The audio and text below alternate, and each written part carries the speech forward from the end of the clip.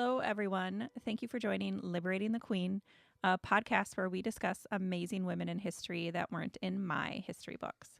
My goal for 2018 is to share what I have learned with all of you the 15th of every month in 2018. I am Susie Moscow, and today is October 15th, 2018. This episode is brought to you by Flip 'em the Bird. When you don't have the words, let your gloves say it for you. Head on over to www.flipemthebird.com to purchase some awesome gloves. Today, joining me is the soon-to-be 10-year-old Layla Moscow. Hello, everyone. I am happy to be here today. Yay! And can you remind everyone when your birthday is? I'm not supposed to share that personal information. Okay. Well, but it's in October. Okay, that was very loud. And it's on somewhere in the 10th. It's 18. October 18th. Come to my birthday party, please. Okay. Well, thank you, Layla, for that personal Just shout out. kidding. Don't come to my birthday, because you're not related to me. Unless if you are and you're listening. Today, are you excited to know who we're going to talk about, Layla? I don't know who we're going to talk about. Well, today we are taking a break from the pile of depression that is politics. We look towards the medical community for a more uplifting story that involves thousands of people and polio. Yay!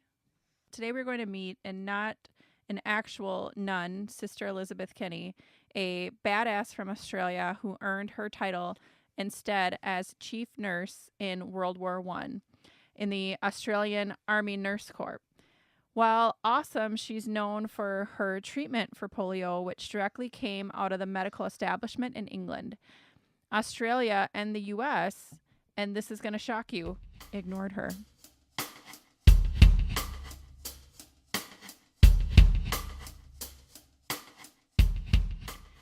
Kenny was born in rural Australia to Mary and Michael Kenny in 1880. Her early education was a mix of homeschooling and structured before she broke her wrist at 17. That's when she met her future mentor, Aeneas MacDonald, and discovered her love of medicine while reading through McDowell's books. But in no way was there a direct line from this to Kenny being a master nurse. Instead, she moved through a variety of careers, from Sunday school teacher to agricultural broker to working at a midwife's college. That's where she started to learn the nursing craft. After earning a recommendation, she moved back home to Nobby and became a quote-unquote bush nurse. Bush nursing was the general term given to the push by Lady Rachel Dudley in Tasmania to provide trained nursing in remote areas. 51 centers opened, focused on maternal and child health, with just a tinge of soft eugenics, as was commonly at the time with white communities as they made first contact with previously isolated communities. Per Bush Nursing, quote, "The ideal bush nurse had to be able to rely on her own resources, ride a horse, and drive a buggy, have the physical strength to remain on duty for long hours, be well-trained and endowed with missionary spirit. Eventually, some bush nurses were married, and some came from interstates and overseas. Many were well-traveled and experienced. Their work practices show they were independent practitioners by virtue of their isolation," end quote.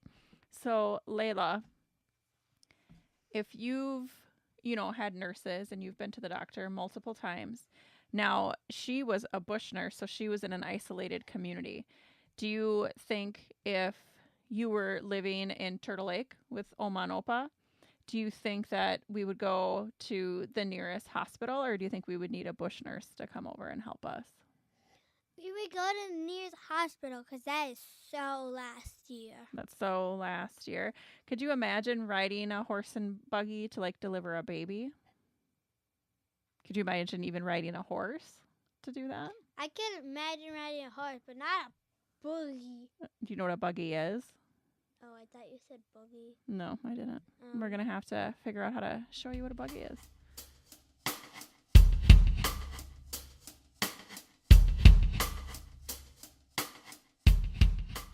This was 1910, 1911, when Kenny started on her nursing path permanently. Although her career was all over in terms from bush nurse, as we already mentioned, to opening her own clinics, to volunteering in World War I, to reopening clinics, to moving to the U.S. to get a wider audience to adopt her methods, which had seen much success. In 1910, she treated her first known case of infantile paralysis, or polio. This would become her lifelong passion. Using hot compresses on the advice of McDowell, who we heard about earlier in the episode, her patient recovered. Before we get too much further, probably worth taking a minute to talk about polio. What we know as polio now has, like many diseases, existed far into prehistory. Prior to the 1900s, it was endemic. But per the old Wikipedia, it was known to have existed across the world and was colloquial, known by a bunch of names, including, and this is going to be a lot of fun pronouncing these, dental paralysis, infantile spinal paralysis, essential paralysis of children, regressive paralysis, methletitis of the anterior horns, temporomolitis, from the Greek teporos, meaning ash gray, and paralysis of the morning. Early 1900s started to see larger groups of patients come down with the disease, with the first big epidemic seen in New York City in 1916, where more than 27,000 cases and over 6,000 deaths were recorded. Houses were quarantined, public gatherings canceled, water fountains eschewed, as the medical community was at a loss for what was causing the most annual epidemics from the point until the 1950s. As for the disease itself, I had no idea what polio actually was, other than bad. It's a viral disease that can cause nerve damage and paralysis, trouble breathing, and in the worst cases, death. Most people infected with the virus see no symptoms or see flu-like symptoms. The most serious form is relatively rare, and we know now that it is transmitted through contact with someone infected with the virus, and more rarely through food or drink. It is also one of those diseases where the symptoms tend to be much less severe in people who contract the disease versus adults. All right, back to Sister Kenny. In 1910, Kenny had just treated her first case and had her patient recover. Her next step was to open and operate a cottage hospital for just that purpose until World War I. At that point, she sold her hospital and enlisted, traveling to England to join the Australian Army Nursing Services. Since she wasn't a trained certified nurse, she used a letter from her mentor, McDowell, and after a month-long trial, she was accepted. She served on ships returning troops to Australia, and it was there that she was promoted to quote-unquote sister, a title she would use for the rest of her life. She made 16 trips back and forth between England and Australia before being honorably discharged after an illness. After the war, she went back to Australia and started nursing again, pioneering the quote-unquote Sylvia stretcher, in order to keep a friend's child who had been badly injured and who needed to be transported more comfortably across a distance. In 1932, Brisbane saw a large uptick in polio cases. Kenny and friends established an ad hoc clinic behind a hotel, but after success, she moved into the hotel itself. Her first official evaluation occurred in 1934, after which she established, quote-unquote, Kenny's clinics in several cities. Her methods were not well loved by the medical community, as she was still using methods she had learned earlier from her mentor as a foundation. This meant that she used hot compresses and movements, ignoring braces and other common methods of the day. Her treatment generally had better results, though in 1937 she published a book, The Treatment of Infantile Paralysis in the Acute Stage, followed by the Kenny concept of infantile paralysis and its treatment in 1941. Despite that having been written in concert with Dr. John Poles and her documented success, she was still in a fight with the larger medical community who did not believe her results and did not trust her methods. But she had enough proponents in both parents of surviving children as well as the government to be sent to the States in 1940s to share her work. There, she went to the Mayo Clinic in Minnesota, where she was met with some skepticism, not only because what she was advocating was in direct opposition to the accepted treatments, but also because of her terminology. Muscle tighten, spasms, muscle re-education, and other terms that honestly don't seem weird to my ears. She was still supported by other orthopedics like Milland Knapp, John Pohl, and Wallace Cole, who arranged for her to be given beds at Minneapolis General Hospital. Margaret Opland Ernest recalls that when she first accepted the position, I did not know her that well at the time. I didn't know whether she was a quack or not, but I found it in a hurry that she knew what she was doing, end quote. Kenny was dedicated to her job, says Ernest. Quote, started her days early and ended late. Work was her life, end quote. So it's really worth noting that conventional treatments at the time involved putting kids in braces and strapping them to beds and boards, sometimes for months at a time, and then later lifted them with heavy metal braces. Think about Forrest Gump and when he has the metal braces on his legs. Kenny's method was super different. She expressly didn't believe in braces because she believed they caused other issues. But after the success with her patients in Minneapolis, she needed to teach other people her methods because so many parents were demanding her methods because it was less harsh for the kids and less painful for the kids and more effective.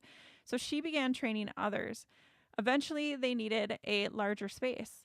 With the Minneapolis Board of Public Welfare making space for her and her patients at the Limhurst building, which at the time was being used as a hospital for kids with rheumatic fever, this eventually became known as the Elizabeth Kenny Clinic, formally opening in 1942 and established the foundation for what we know as rehab medicine today. Her clinic was so successful that same year that Time wrote her patients had an 80% success rate, and other cities would send patients to her, causing her to frequently go over her 100-bed capacity. In 1946, it got so bad that Minneapolis Mayor Hubert H. Humphrey asked the federal government if she could utilize Fort Snelling. So, Layla, being that we're talking about polio, like you have a big like scratch on your leg, and sometimes like your legs hurt from like growing pains and stuff. What she's talking about is a disease that essentially paralyzes you. And instead of putting you in like big braces or like a big boot or something, she talks about warm compresses and massages. Which treatment do you think you would like more? I would probably like the second one. Why? I don't know. It just feels nicer, better, and less hurty. Now, I know in previous podcasts we've talked about other doctors and other big discoveries, and you have not been interested in being a doctor per se, but would you be okay if you were a physical therapist like this, like Auntie Jocelyn? Helping children or helping adults kind of rehabilitate their body through, building better muscle? I don't know. It looks like a little weird. I've seen my mom do it. It's so weird, you know. My physical therapy, you think that's weird? I'll be sure to tell my I physical don't know. therapist that. What? I'll be sure to tell my physical therapist that.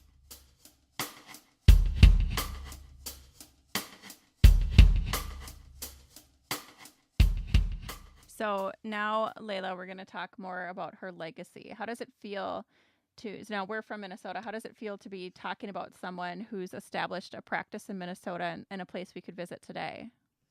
I think it's pretty cool because if we meet that place, I already know a bunch about it. Right. I mean, we talked about, the last one was Greece, and we've talked about like the Philippines and a lot of other that places. one Egypt girl I heard. Yeah.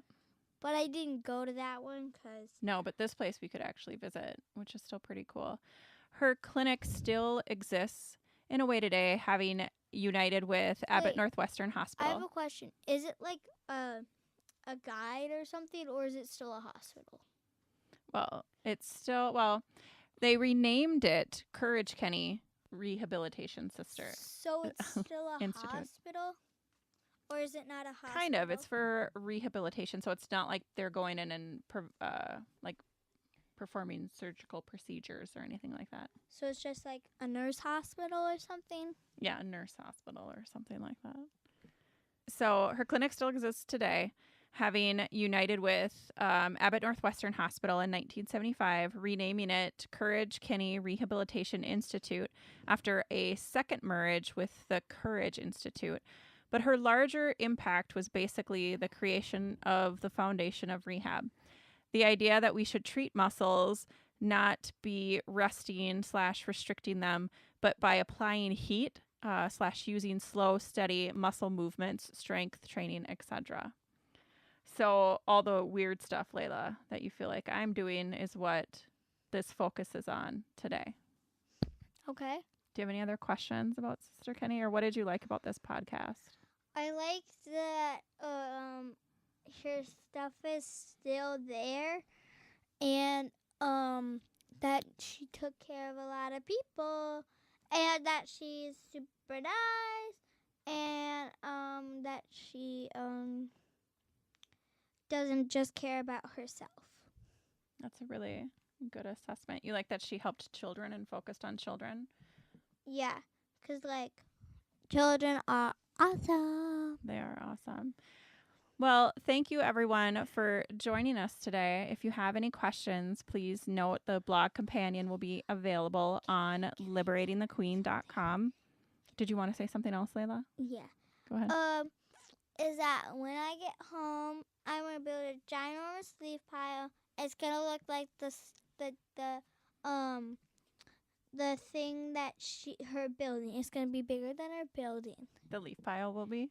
Yeah. It's a pretty good idea. And Daddy said he'd start it for me. Perfect. Well, I told him. Awesome. This episode was brought to you by Flippin' Birds, and then if we do a next one, the next one is gonna be about It's about you. All about you. Peppermint Bay. Yeah. So I really hope you guys enjoy this podcast, and Thank you for listening.